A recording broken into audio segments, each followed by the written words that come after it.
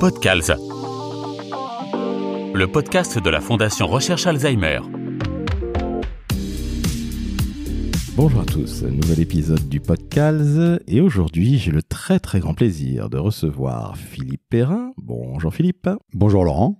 Philippe, nous allons parler de 3A aujourd'hui, évidemment Alzheimer, mais aussi d'aidance et surtout d'amour, car en 2018, Alzheimer vient taper à la porte de votre famille, de la femme de votre vie, à savoir Patricia. Elle est diagnostiquée très jeune, elle n'a que 55 ans, et là, qu'est-ce qui se passe sincèrement Philippe? Tout s'écroule?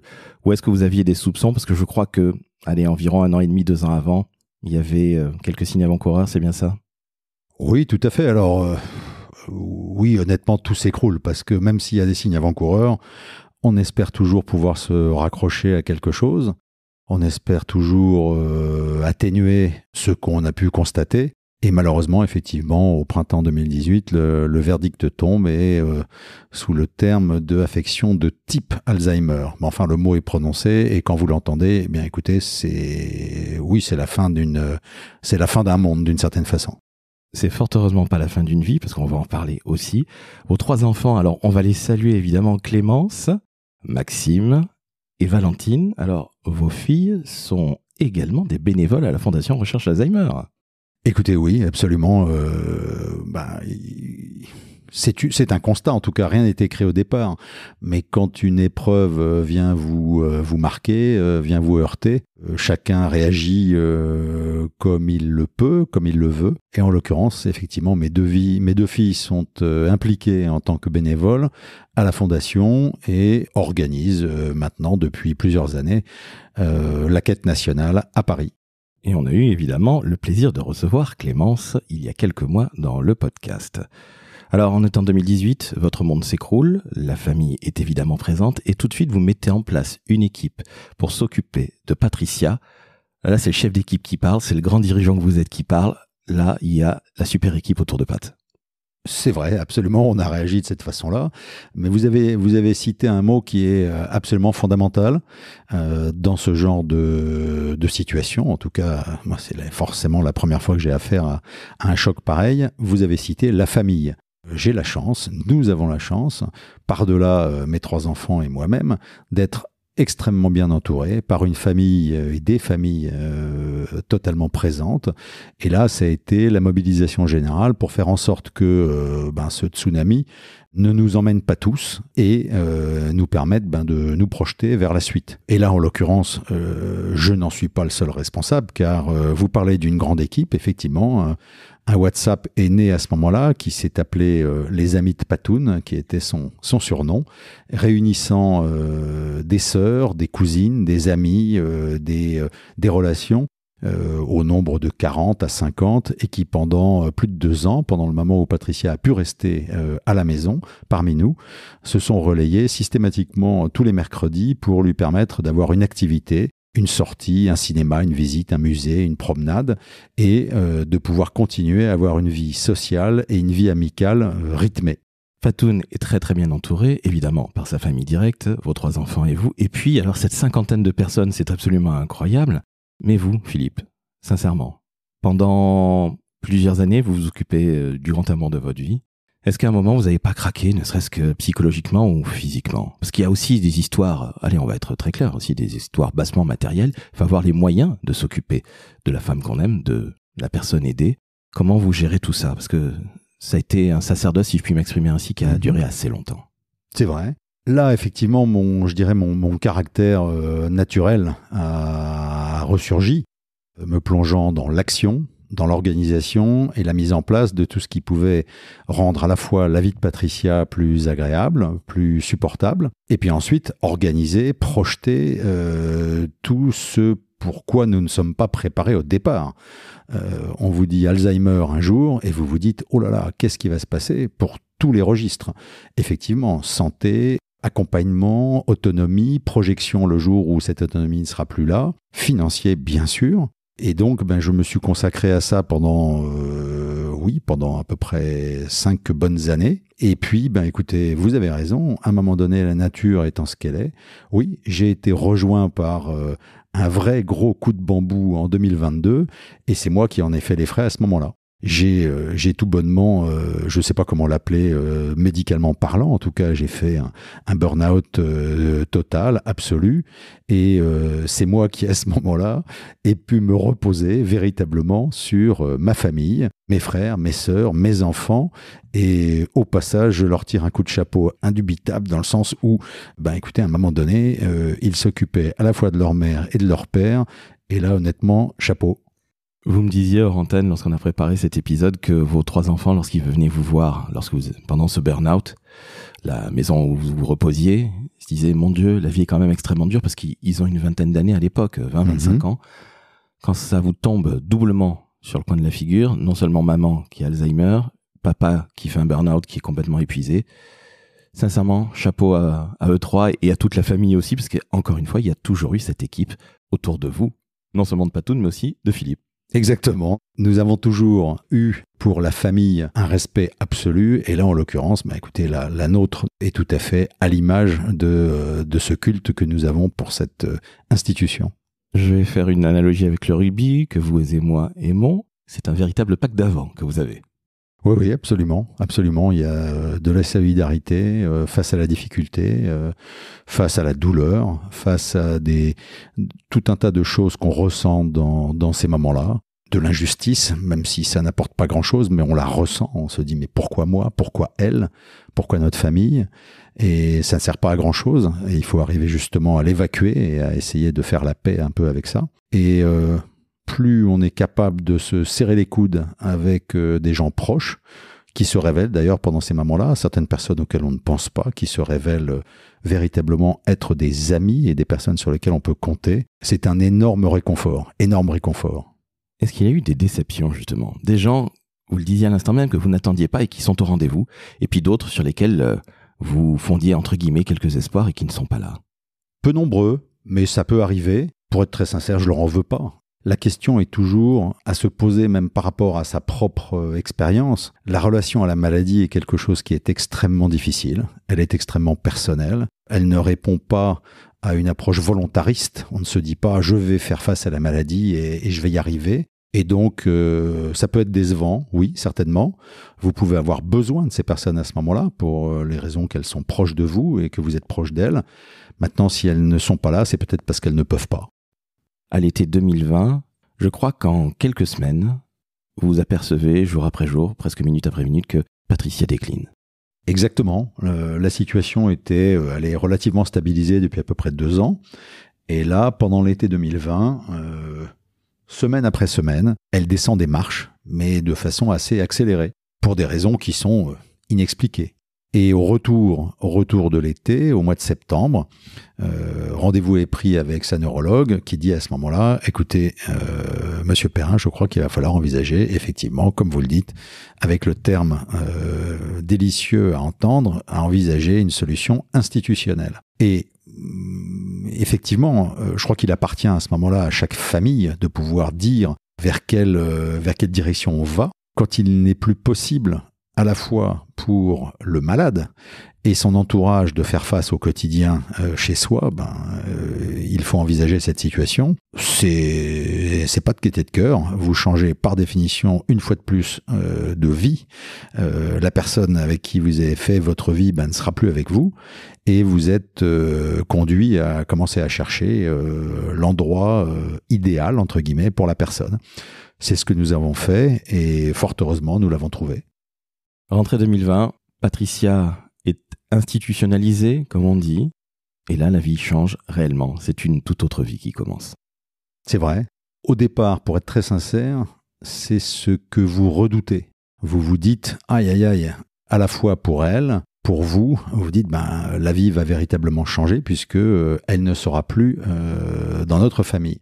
Mais vous êtes obligé de vous faire une raison, à la fois sur les questions de l'autonomie, de l'incapacité parfois à supporter certains médicaments avec des effets collatéraux qui rendent le maintien à la maison absolument impossible. Vous avez également à faire face à votre propre lucidité sur votre capacité vous-même de vous occuper d'elle, à la fois en toute sécurité et avec vos limites d'aidant. On m'a beaucoup dit à l'époque, occupe-toi de toi parce que si jamais tu n'arrives pas à t'occuper de toi et si toi-même tu ne tiens pas le coup, tu ne pourras plus l'aider. En fait, on n'a pas du tout envie de lâcher là-dessus. C'est probablement une des raisons pour lesquelles moi j'ai lâché, mais quelques années après, c'est parce que j'en ai fait trop, mais c'est impossible à ce moment-là de lâcher et de se dire je vais prendre 2 pas de recul. Et vous êtes amené à comment dirais-je, à vous rendre compte qu'il n'y a pas d'autre issue. L'énorme chance que j'ai pu avoir et qu'a Patricia et nous-mêmes aujourd'hui, c'est que nous avons eu la recommandation de cette maison, la Villa d'Épidore. Globalement, c'est un endroit où elle est parfaitement bien, avec des gens d'une bienveillance absolue, d'un grand professionnalisme, et où elle est maintenant chez elle. La Villa d'Épidore est devenue sa maison. Philippe, avant qu'on ne reparle de Patricia, il faut rappeler à nos auditrices et auditeurs, c'est que Patricia est diagnostiquée à 55 ans, c'est-à-dire extrêmement jeune. Vous avez à peu près le même âge à l'époque, vous travaillez de fait. Comment ça se passe de ce côté-là ? Je vais le dire tout de suite, il n'y a pas eu nécessairement, vous avez eu cette chance-là de ne pas avoir nécessairement de problèmes financiers, mais à un moment, il a fallu faire, entre guillemets, des sacrifices. Est-ce que vous pouvez nous en parler, s'il vous plaît, Philippe ? Vous avez raison, Laurent, j'ai la chance, et Patricia aussi, puisqu'elle a toujours été active toute sa vie. Elle a travaillé longuement, elle avait un bon job, cumulé ça avec sa vie de famille, mais en l'occurrence, nous n'avions pas effectivement de problème financier. À ce moment-là, je travaillais, mais il n'y a pas eu photo. Au moment où il a fallu rentrer dans la dernière ligne droite de toutes les analyses, tous les examens pour affiner le diagnostic de Patricia, ce qui a pris 1 an, j'ai décidé clairement d'arrêter de travailler. Il était impossible à Patricia d'aller à un rendez-vous, quel qu'il soit, seule. Elle n'était plus capable d'expliquer pourquoi elle était là, dans quel objectif elle faisait cet entretien, cet examen, ce rendez-vous. Et donc à ce moment-là, j'ai mis effectivement, mais sans la moindre hésitation, entre parenthèses, ma vie professionnelle. Là aussi, à nouveau, et je tiens à le dire, j'ai eu la chance de pouvoir tomber aussi sur de bons amis à moi qui m'ont permis d'avoir un endroit où atterrir professionnellement, de retrouver un bureau, de m'héberger, de façon à pouvoir continuer à avoir une certaine organisation personnelle, professionnelle, pour sortir de chez moi au fur et à mesure que je mettais en œuvre l'organisation familiale pour avoir des gens qui s'occupaient de Patricia à la maison pendant que je n'étais pas là. Vous qui avez mené et qui menez encore une très très belle carrière de dirigeant, on peut le dire. Sincèrement, rares sont les hommes, déjà, qui sont aidants. Ce sont plutôt des femmes qui sont aidantes, la plupart du temps. Et rares sont les hommes qui sont prêts à mettre entre parenthèses leur carrière. Est-ce que vous avez regretté de le faire un seul instant ? Est-ce que vous avez tergiversé, Philippe, avant de le faire ? Ou est-ce qu'à l'inverse, l'amour étant beaucoup plus fort que tout, parce que je crois que ce sera le message de cet épisode du podcast, vous vous êtes dit, c'est la femme que j'aime, c'est la mère de mes 3 enfants, s'il le faut, j'arrête et je le fais, sans me poser de questions. Alors écoutez, oui, d'abord les faits répondent à votre question. J'ai pas tergiversé le moins du monde.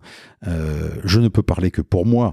Est-ce qu'il y a plus d'aidants femmes que d'aidants hommes parce qu'il y a éventuellement plus de malades hommes que malades femmes ? Je ne sais pas. J'ai pas le moindre entre guillemets information là-dessus. Et j'ai pas le moindre jugement sur la question de savoir s'il y a plus de femmes que d'hommes qui le font. Pour ce qui me concerne, ça n'a pas été la moindre hésitation, une demi-seconde. C'était quelque chose qui m'a semblé totalement naturel, totalement normal. J'aurais eu beaucoup de mal à imaginer de ne pas le faire. Et pour être très sincère, je n'en tire absolument aucune gloire, c'est juste un constat.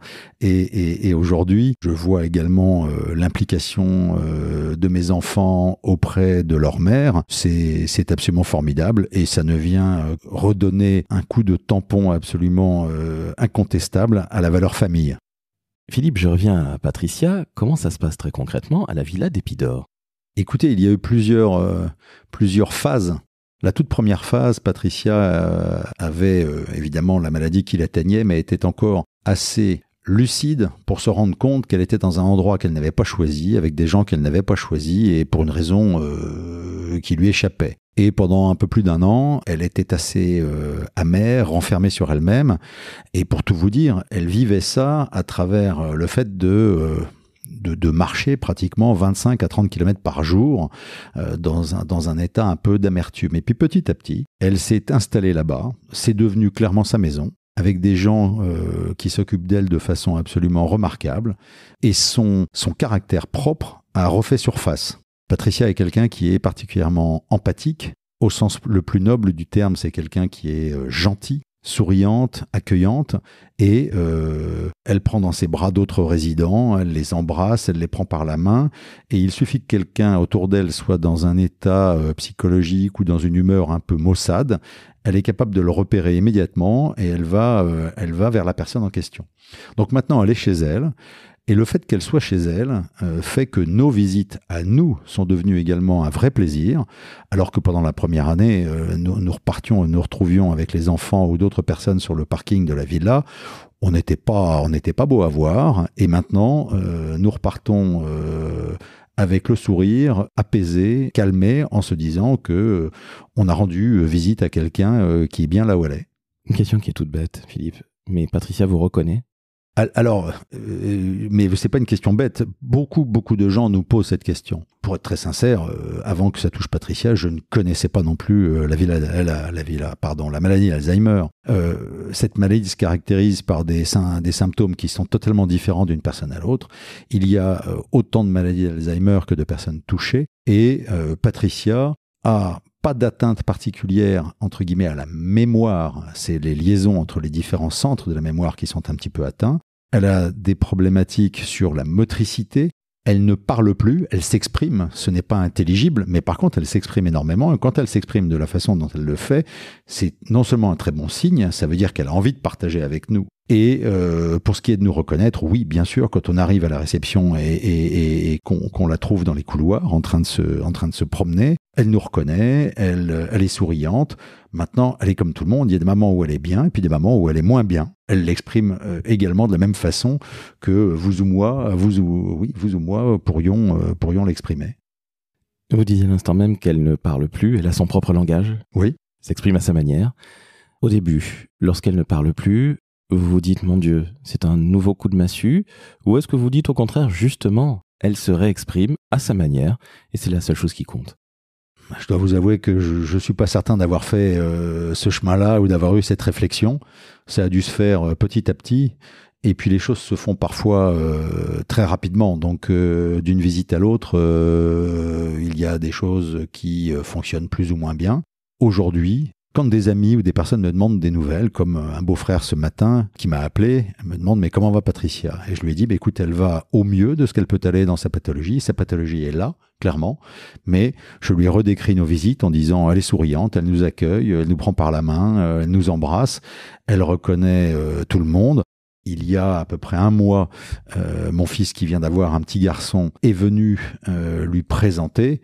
C'était un très très grand moment. Il n'y a pas fallu plus de 4 secondes pour qu'elle se penche sur son petit-fils pour l'embrasser, qu'il vienne se poser sur ses genoux, qu'elle entoure avec ses mains d'une façon très classiquement maternelle et protectrice, et qu'elle passe 10 minutes à faire des allers-retours avec son regard entre son fils et son petit-fils. Et là, le personnel soignant nous a expliqué après, quand elle prenait un peu de recul, un peu de réflexion, elle nous disait, mais là, elle est en train de réfléchir et essayer de renouer totalement les fils de ce qu'elle voit, et elle va y arriver. Quand vous entendez ça, vous ne pouvez être qu'heureux. Patricia, c'est le grand amour de votre vie. On est bien d'accord avec vos enfants, bien C'est vrai, absolument, oui. C'est la femme de votre vie. Oui. L'amour, comment il se matérialise à partir du moment où le grand amour de sa vie n'est plus sous le même toit que le nôtre?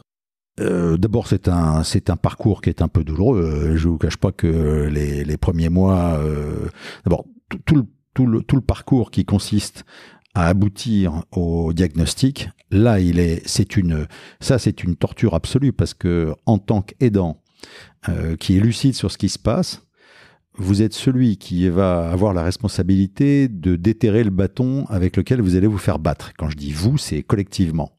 Donc c'est pas facile. Il faut trouver des mots ingénieux et assez doux pour expliquer à Patricia qu'il faut aller faire un IRM du cerveau. Et là, en l'occurrence, évidemment, quand vous prononcez ça, vous essayez de noyer le poisson au milieu d'un certain nombre d'autres examens. Et puis, le nouvel amour que vous pouvez avoir, en fait, il m'a été expliqué par Clémence lorsqu'on a été une fois visiter Patricia. Et elle m'a dit un jour, mais tu sais, papa, moi, j'ai une nouvelle vie avec maman. Et cette nouvelle vie, elle est autant remplie d'amour qu'avant. Elle s'exprime de façon différente et elle est toujours aussi riche. Et là, je l'ai regardée, j'étais pas abasourdi, mais j'étais admiratif parce qu'elle avait trouvé exactement les mots qu'il fallait pour décrire ce qu'on vivait les uns les autres, et moi le premier, effectivement, avec Patricia. Philippe, on arrive à la fin de notre entretien. Quel conseil vous donneriez aux aidants qui sont, comme vous l'êtes, confrontés à la maladie d'Alzheimer ? Alors, c'est assez difficile. Je n'aurais pas vraiment la prétention de donner des conseils, mais d'avoir quelques réflexes. D'abord, de considérer que vous n'êtes pas seul. Pourquoi ? Parce que par définition, en face d'un tel coup de tonnerre, on a forcément l'impression d'être seul face à quelque chose de très douloureux et qui vous touche de plein fouet. Et donc, dans ces cas-là, moi, je me suis rapproché aussi de personnes qui pouvaient en avoir l'expérience, avec qui je pouvais en parler, et qui ont la capacité de vous rediriger vers soit des médecins, soit des assistantes sociales, soit des structures aidantes qui vous permettent, à minima dans un premier temps, passer le diagnostic médical, de vous confronter et de trouver des solutions à tous les sujets pratiques qui se posent. Et Dieu sait s'il y en a. À côté de ça, il faut aussi considérer une chose. On est en France et les structures aidantes, la façon dont les pathologies, les soins, les coûts médicaux sont couverts, c'est quand même honnêtement un vrai miracle. Il faut s'en rendre compte. Et là, en l'occurrence, il y a tout un tas d'endroits où on peut trouver de l'information, des associations qui permettent effectivement de poser des questions et dans l'immense majorité des cas, d'avoir des réponses. Enfin, le dernier point, c'est pas une injonction, mais c'est simplement ne restez pas isolés, parlez-en au maximum et échangez sur ces sujets qui ne sont pas tabous et qui sont simplement effectivement quelque chose qui touche du monde de plus en plus jeune. Et plus on peut en parler, plus on peut apporter effectivement de secours à ceux qui y sont confrontés. Je le disais en début de conversation, Clémence et Valentine sont bénévoles à la Fondation Recherche Alzheimer. Mais vous, Philippe, comment avez-vous connu la Fondation ? Par vos filles ou est-ce que c'est vous qui avez en premier lieu initié le rapprochement ? Ça s'est fait de façon, naturelle. Un jour, nous avons entendu avec les enfants une information concernant une conférence donnée par le professeur Dubois sur la maladie à l'occasion de la sortie d'un de ses livres. Et une conférence avec des questions-réponses. Et comme ça faisait peu de temps que nous étions concernés, on est allé à cette conférence.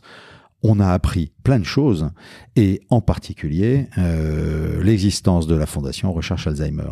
Alors après, les choses ont mûri. Clémence et Valentine, effectivement, ils sont aujourd'hui comme bénévoles, et c'est de cette façon-là qu'on a connu effectivement la Fondation. Moi, j'y ai été confronté, si je puis dire, à plusieurs reprises, au moment où Clémence a fait la course des héros.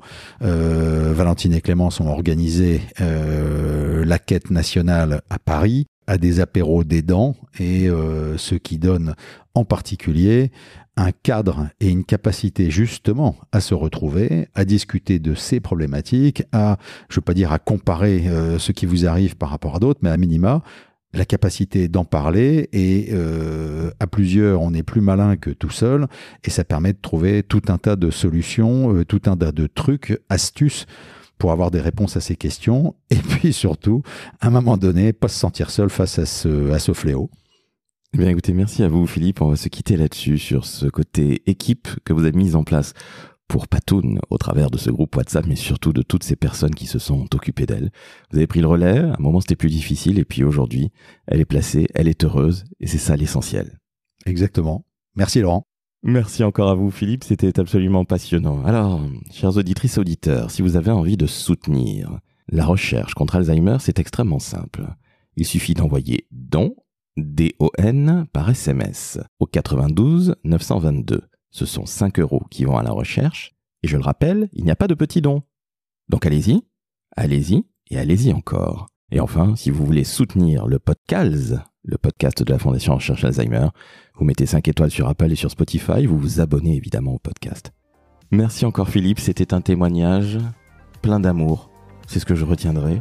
Et je salue évidemment Clémence, Valentine et Maxime. Et comment s'appelle votre petit-fils ? Éloi. Eh bien, nous saluons le petit Éloi et nous vous disons à très bientôt pour un nouvel épisode du podcast, le podcast de la Fondation Recherche Alzheimer.